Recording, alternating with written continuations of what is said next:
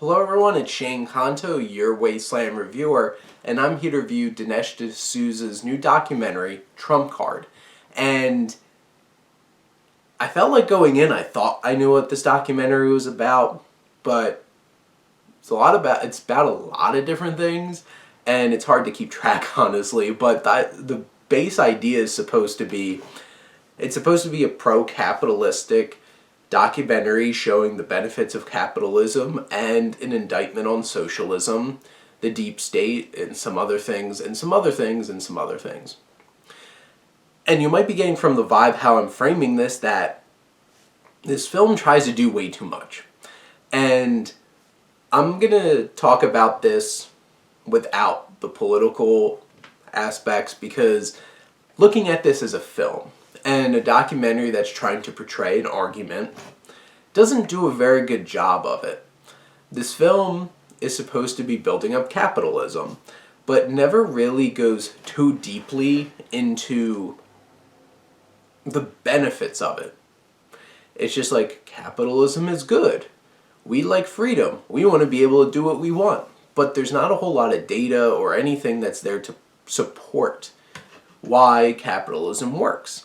And in general, the only thing I'm going to share about my own personal beliefs in this video is I'm supportive of capitalism. I have a master's in accounting, and I appreciate the fact that it's like the ideas of being able to make something for yourself.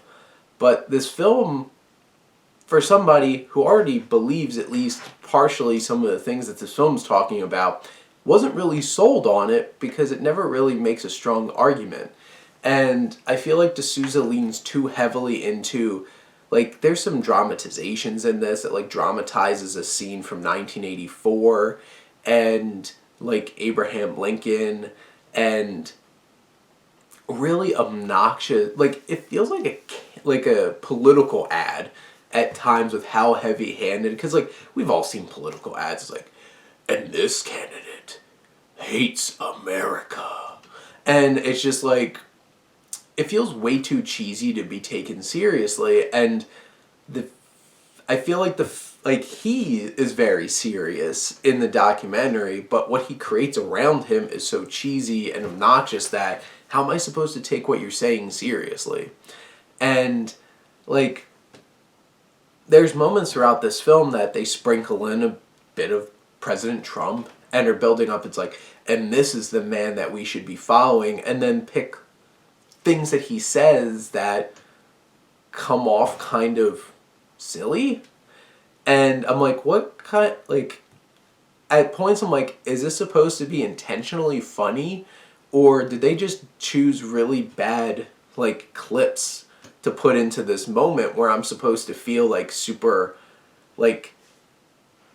behind this and appreciate this? And it's like, no, honestly, it kind of makes me want to laugh. And I'm like, why did you pick these clips? And I'm supposed to take these seriously. But I think the biggest issue this film has, it tries to do way too much and focus on way too much, and it keeps making indictments on, like, this whole thing against socialism.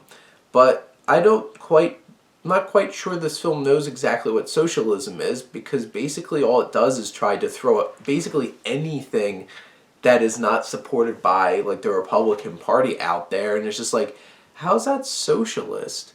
And it makes a lot of claims that don't feel like they're really based in any kind of fact or anything like that. And he does a lot of interviews with a lot of people spreading, like, conspiracy theories. And, like, there's one interview with a man that said he once did sexual things with President Obama while President Obama did cocaine. And I'm thinking, like, why have him in this documentary? How's this fit into the argument that you're trying to make? And there's, like, large sections of this film and, like, the second third into the final third of this documentary that were just like, what are some things that we can say that are bad about President Obama and Vice President Joe Biden? And it's just like, but how does this fit into the argument that you've been trying to make throughout the rest of this documentary? And I'm just like I said, trying to do too much and not really focusing in on an argument. And it really relied way too heavily on tokenism, because there's a large section of this documentary focusing on how people are trying to use race and sexual orientation and sex as socialist like propaganda or like socialist warfare, and then had one person of that race or that orientation come in and be like, well, I'm different. And I'm like, you can't just take one person, and because like then it just comes off as tokenism, and then people have, how this documentary is presented is in a way that there's way too much cannon fodder that somebody opposing these views can use to argue against this documentary. And honestly, in the end, I don't know if this documentary was really made to try to like get new people to buy in, or it was just made for people who already believe in these things to just reinforce and push those feelings. Because I guess if that was the intention, this will probably really work, because I feel like the only people that are going to really enjoy this film are those that already feel very strongly about all the ideas that Dinesh D'Souza throws into this documentary. Because I don't feel like the argument taken in this really benefits convincing people who don't already believe. And honestly, it was hard for me to take this film seriously, and like, I'm a libertarian, just putting that out there, and I'm like, a lot of these things I should have easily been bought into, but like, I'm not, because this film doesn't really do a good job of selling it.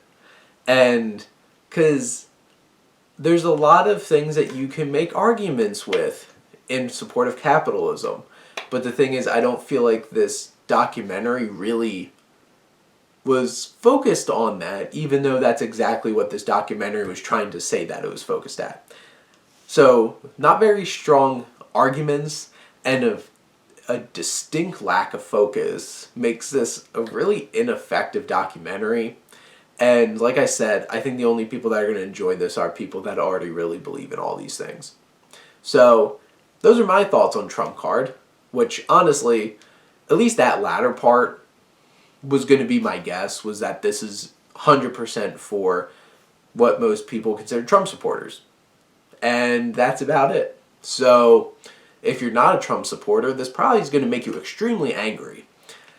Or even if you try to be neutral and just try to take it in, you're going to be really unconvinced of anything that he really tries to present in this film. But those are my thoughts. Let me know what you think, and let's talk some movies. But thank you as always for tuning in and supporting your Wasteland reviewer.